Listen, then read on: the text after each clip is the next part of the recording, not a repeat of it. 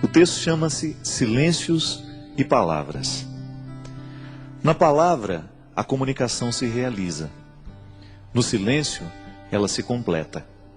Pois a compreensão se concretiza a partir do silêncio. Há poder em ambos e a sabedoria é usar bem esses dois tempos da comunicação. Dentro de uma composição, as pausas são tão importantes quanto os sons. Uma boa orquestra é aquela que executa bem as dinâmicas das pausas e das continuidades. Mesmo no silêncio da pausa, a canção continua. Não diga as coisas com pressa. Mais vale um silêncio certo que uma palavra errada. O poeta mineiro Carlos Drummond de Andrade recomendava aos poetas: convive com os teus poemas antes de escrevê-los. Tem paciência se obscuros, calma se te provocam. Espera que cada um se realize e consuma com seu poder de palavra e seu poder de silêncio. A recomendação do poeta é sábia e pertinente. Um poema só é bom, se maturado na sementeira do silêncio. Antes de se tornar palavra, a poesia é a experiência de vida silenciosa. Os artistas sabem disso, e nós precisamos aprender. Demora naquilo que você precisa dizer. Livre-se da pressa de querer dar ordens ao mundo. É mais fácil a gente se arrepender de uma palavra dita do que de um silêncio. Palavra errada na hora errada pode se transformar em ferida naquele que ouviu, também naquele que disse. Há muitos momentos da vida em que o silêncio é a resposta mais sábia que nós podemos dar a alguém. Na pressa de falar, corremos o risco de dizer o que não queremos. E diante de tudo o que foi dito, nem sempre temos a possibilidade de consertar o erro. Palavras erradas costumam machucar para o resto da vida. Já os silêncios certos, esses possuem o dom de consertar. Por isso, prepara bem a palavra que será dita. Palavras apressadas não combinam com sabedoria. Os sábios sempre preferem o silêncio. E nos seus poucos dizeres está condensada uma fonte inesgotável de sabedoria. Não caia na tentação do discurso banal, da explicação simplória. Queira a profundidade da fala que nos pede calma. Calma para dizer, calma para ouvir. Uma regra interessante para que tenhamos uma boa compreensão de um texto é justamente a calma. Só assim podemos adentrar nos significados que o autor quis sugerir e, consequentemente, mergulhar no mistério do seu texto. Leituras apressadas podem fomentar equívocos. E equívoco é uma espécie de desentendimento entre o que escreve e aquele que lê. É uma forma de obstáculo para a compreensão da linguagem. Na comunicação verbal cotidiana, isso sempre acontece. Dizemos e não somos compreendidos. Diante do impasse, duas realidades são possíveis: ou alguém disse com pressa, ou alguém escutou sem atenção. Dizer e ouvir requerem silêncio. Só diz bem aquele que pensou antes no que iria dizer, e ouve melhor aquele que se calou para escutar. A regra é simples, mas exigente. Por isso hoje, neste tempo de palavras muitas, queiramos a beleza dos silêncios poucos. Eu sei que muitas vezes nós somos vítimas das palavras malditas. Não são poucas as vezes em que palavras malditas chegam até os nossos ouvidos. Uma palavra pode ser maldita por causa do conteúdo que ela tem, ou então por causa da forma.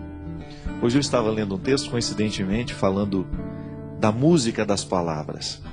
E o escritor estava dizendo que para cada palavra há uma música diferente que nós podemos colocar nela.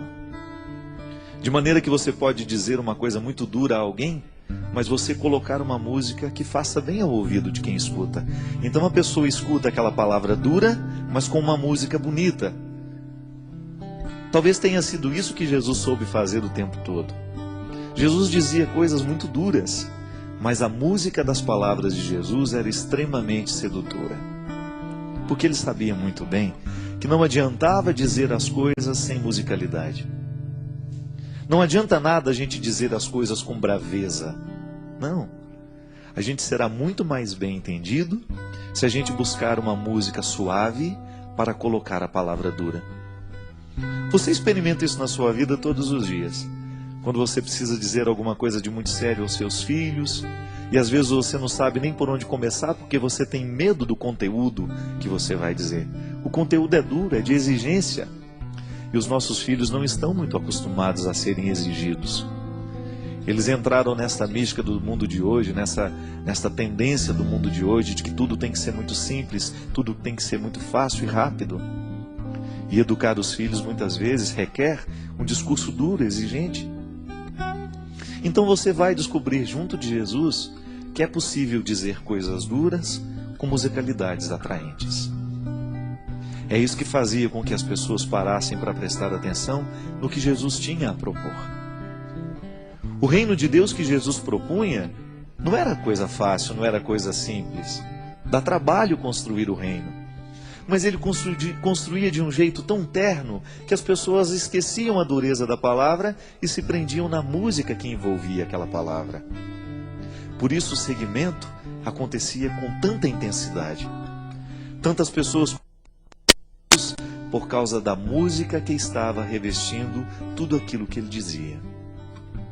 Minha gente, muitas vezes o que a gente faz de errado não é o que a gente diz, mas é como a gente diz. É a música que a gente coloca na frase. Pode ser que hoje você tenha ferido alguém com aquilo que você disse. Pode ser que hoje você tenha sido ferido por alguém com aquilo que você disse. E talvez você não tenha errado naquilo que você disse. Você tinha razão naquilo que você disse. Você estava certo ao reivindicar o que você reivindicava ou ao dizer aquela verdade que você disse. Mas talvez você não tenha escolhido o melhor jeito de dizer. Talvez você se perdeu na pressa, na raiva, na ira. É estranho, mas na vida a gente perde a razão quando a gente fica bravo. Na vida a gente perde a ternura quando a gente se irrita, porque a ira, ela tem o poder de retirar de nós a sabedoria. E quando nós estamos fora da sabedoria, geralmente nós não sabemos colocar músicas nas palavras. Todos nós gostamos de música. Todos nós gostamos de ouvir aquilo que entrou um dia dentro do nosso coração, nos fez bem. Por quê? A palavra veio com música, ela não veio sozinha. O intérprete colocou naquela palavra uma intenção tão bonita que você de fato acreditou naquilo que ele estava cantando. Uma canção bem interpretada, ela expressa todo o poder de verdade que o compositor quis dar. Mas aquele que interpreta, o bom intérprete, ele faz a canção se tornar ainda mais verdadeira do que quando nasceu da mão do compositor. Porque ele soube colocar a intenção da voz. Eu, quando dava aula na faculdade de teologia, lá na faculdade leoniana, eu sempre dizia para os meus alunos que seriam padres um dia: olha, cuidado para você não ficar com um tom de voz, um jeito de falar igual a todo mundo. Busque a melodia das palavras. Busque o seu jeito de dizer. E que o seu jeito de dizer as verdades evangélicas, que o seu jeito de ensinar o evangelho, a palavra de Jesus, as coisas boas da vida, estejam de acordo com aquilo que você verdadeiramente acredita em e identifica neste mundo como ternura. A palavra pode ser dura, mas a música que envolve a palavra não precisa ser. Porque aí você vai ter um poder de convencer muito maior do que se você estivesse usando a palavra dura com uma capa, uma armadura. Não. Todos nós temos medo de armadura, porque ela nos recorda a guerra. E às vezes, ao invés de colocar melodia, música na nossa palavra, a gente coloca armadura. E aí a gente assusta aquele que nos escuta, a gente machuca aquele que nos escutou. Motivação cristã. A Deus toda glória e louvor.